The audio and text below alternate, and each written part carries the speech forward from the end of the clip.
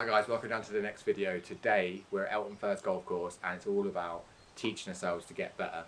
We've actually got a PGA Pro coming down, we'll put his links in the description. We're both going to have separate lessons and hopefully get slightly better than we have been for the last few rounds. Yeah, it shouldn't be hard, really. Should be quite straightforward for us. But I've got some little tweaks to make. I think you've got quite a few tweaks to make. after those last results. Yeah. But we'll see what happens. Let's go.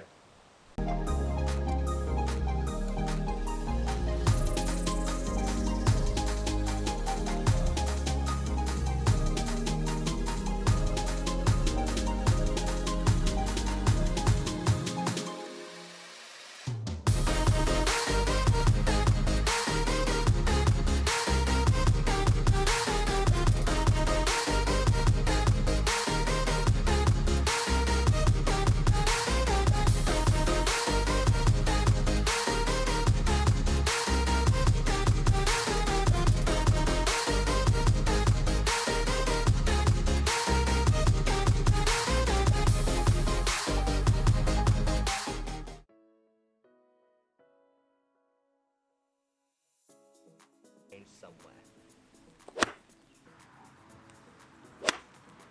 Okay, right.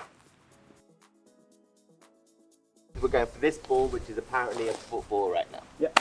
Okay, I want the ball to go right to left in a penalty kick. That's what you said. Okay, or the free kick. Yeah. That's what we're going to football. Okay, so straight away you said go right to left. Which way do you want me to run at the ball? Do I run at it this way? Right. Or do I run at it from this way? That side. It's got to be. It's got to be. Okay? Now, if I told you the running aspect is your swing path on the way through. Okay, keeps it simple, doesn't it? So if you wanted to kind of hit a draw, you'd come in through this way on the return, striking the ball. Yeah. And then if you hit a fade, you'd come through this way, which is going the other way. Makes things simple, doesn't it? Yeah. Okay, now let's go back to which part of the foot I strike. Okay, because if we said we run at it this way, let's say I run at it and now hit it with outside of my foot, what happens to the ball? Going right. Goes right and further right. If I toe punt it dead straight, Goes dead straight. dead straight. But right. Exactly. And the ideal position would have been Inside. inside foot. Yeah. Okay. Let's call that your club face. Okay. So if you're hitting the outside of your foot, you're hitting it with an open club face. Yeah. Okay. If you're hitting it dead straight toe punt, obviously it goes anywhere because it's got no spin, but relatively it's a square club face to your path. So that's where you get the dead straight ones. And so therefore we would rather hit it with a slightly closed club face in the same way that we put that to create that spin. Yep. Out of a fat or a thin, if I'm going to attack the ball this way and come in way too flat, you guys know what flat means. Way too flat is almost coming in through a baseball swing. Okay, if this is the case, then am I going to fat it more or thin it more? Then it. Thin it more. What do you think? Okay, I'm going to give you an example. Here we go. You ready? Is it bad? Dropped it flat. Fat or thin? Fat. Fat. Exactly. I'll try again. Here we go. I'm going to bring it back up, drop out back to the inside. That's the idea. And how bad is it going to be to strike? Pretty fat in comparison. So it's an interesting concept, but yes, when you swing too far inside. I'll take the draw though. Oh yeah. It's a nice little shot. The bad point of that though is if it does get too flat, you start hitting the ground before. If I showed you in slow motion to here, Yeah. and that's over exaggerated, I'm going to strike the floor first. And that's always a little bit harsh shot because it always goes over. So if I'm coming in too steep, this way, like way too much on the overside, like almost lumberjacking it as it were, am I going to thin it or fat it? Fat it as well, I guess. Okay, let's have a look. Almost. It's way Going too far. over the top of it. Yeah. See how much you can. And then there's that clappy top. I like putting that off for trick shots because I bet you I could do it again. And that could is as well. simply, that is it. That is kind of what you're doing right now, is going straight over too much. And there's the shot. Yeah. Okay. Can you see I could do this for days? It's not like it's a shot I want to do though. Yeah. I It don't does think look it's a shot. almost identical to my swing as well. So basically, there's a point at which your club face alignment and your swing path is basically mismatched. Yeah. Okay. And the annoying thing is, I would have loved it to have been a posture change. I would have loved the whole situation to be head up. Because all I had to say, keep your head down. You're like, oh yeah. And it just works. But the problem is, this is a bit of a technical one. Yeah. I would like to do a couple of general rooted swing changes, but for now, let's see if I can come up with the quickest fix. It might not work, it might work. Okay, but I want you to hit a half swing, and on the way through, I just want you to try and hit that tee peg. It's just the feel, okay? My club. Yep, that's it. So you'll feel here, because obviously somewhere down the line, you're coming through as you normally do, but something's saying it's too steep. There's a point when the club head goes over. Yeah. Okay. So I want you to try and feel as if you're going to go this way and carry on going through the motions you usually do. Okay. We have to work on release as well. There's a couple of things I want to do. It might be release first, but I just want you to try this first in a bit to feel how this works with you. Okay. It's just a feeling. If you want to, in effect, I'm going to ask you to kind of brush your right pocket on the way through. Yeah. So it feels like you're coming here and here. You'll feel like you're doing this move, but what you're actually probably do is probably do the same thing, but a little less destructive. And that's the idea. So try and hit that ball and try and hit that tee peg. Okay. When I do tell you to do any changes though, don't go into full tilt 100% swing, No. because we haven't built it up yet. I'd like for you to do this as almost a little chip or a pretty bigger chip than usual. Just feel the swing path, get back, get through on the inside. Excellent. I'm going to keep my eye on your club face just to see whether we need to change the club face as well. But the more that we get on that little bit of the inside, we are matching the plane to what you actually want to do. Yeah. If I told you that 72 to 80% of the initial starting direction of the ball, okay, is based on how the club face is presented at impact.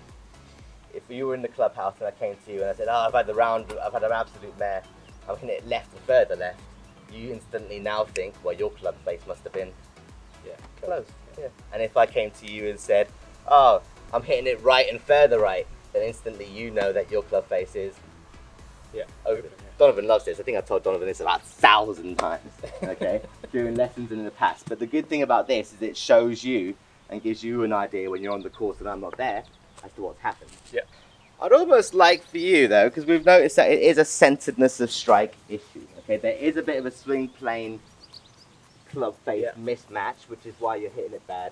But also, if we can keep our body more silent, it'll be a better way for you to strike the ball. Okay? Because have you noticed in your backswing? Where's my phone? Have you noticed in your backswing how much of a backswing you play? Yeah. Okay. Yeah, it's been pointed out. This is probably going to be the fundamental of the problem, but I still think watching your swing that we could do with some swing path club face knowledge anyway. It's something I want to highlight, at least just a little bit of knowledge. Okay, right, if we went back this way, here, how much does your back rotate in that swing? Quite significantly. Yeah, definitely. How much do you feel your back rotates? We said quite a fair bit. Yeah. And when you come through, how much do you feel is looking at the target before? None. Exactly. It looks like my back's almost pointing at the target. Exactly. So that hasn't helped, and it's misfired you in terms of how far you want to go. Yeah. I mean, let's think about it this way. I always like to use this analogy, and it's a really nice one generally to work out what chip shot you'd rather hit, and also how you like to play golf in general. Yeah. Okay. So if you're in front of a tree, right, you got a nail in front of this tree. This was given to me by an old pro. It's great. It's a classic one, right? So you're in front of this tree, and you got a nail. I've got this hammer in my hand right now. You've asked me to slam this nail into this hypothetical tree with this hypothetical hammer as hard as I can in one shot. Okay? So to do this, how far back have I got to swing the hammer? Well, I'm not strong. quite far, yeah. Quite far. Now that I've brought the hammer back quite far, what's the likelihood of me missing the nail completely, hitting my hand and embarrassing myself? Quite a lot. Why didn't I just go for a shorter setup and a clearer all the way through? It's a very good analogy for golf, because I mean we all feel that we need to swing back as far as we can. I think there's quite a lot of things starting to click into place, because when we first started playing, the only thing I was doing well was hitting everything as hard as I could, wasn't it? I couldn't do anything less than. And then over time, my driver was okay, and my irons just started to get more and more into the ground as I started just hitting it, trying to hit it harder and I harder. think it's as you got worse, you're trying to hit it harder to the same distance, so you swing more and more back. Yeah. Exactly. You look in your swing like we were just discussing, you leave a little bit behind. Yeah. Quite a lot behind. Okay? But I feel that's based on how much you come back. Because if you're coming back over here, you have to spend a couple of seconds getting yourself to level, and then back in through. You can also see that you're sliding a little bit. Okay? Can you see how I am giving you quite a lot of things that are wrong with your swing at the moment? But Well, it all makes sense. Small, yeah, it's all very small little details that have just gone a little bit too far, but that can be easily fixed stage by stage. Okay, for that ideal, okay, I want you to try and just take a few clubs, swing back for me. Okay, we're not going to worry about swing plane and stuff right now. We're just going to worry about the centeredness of strike. Yeah. Okay, so this might feel like a little bit of a reduction, but it's not. Don't worry. Okay, I want you to try a couple of practice swings, swing back, but with no hip rotation in your head. Okay, I'm going to basically try and swing back, but no hip rotation whatsoever. Yeah. So do that with me, and then stop at your backswing. Okay, so you're going to do that and try and keep the belt buckle excellent. Okay. The interesting thing is, how much have we reduced the swing by? I don't know. Actually, quite a lot. When you don't bring your I hips used to back, get that there, didn't I? one of the key things is when you don't bring your hips back as far and you don't load up that way, there's not really much room to go any further.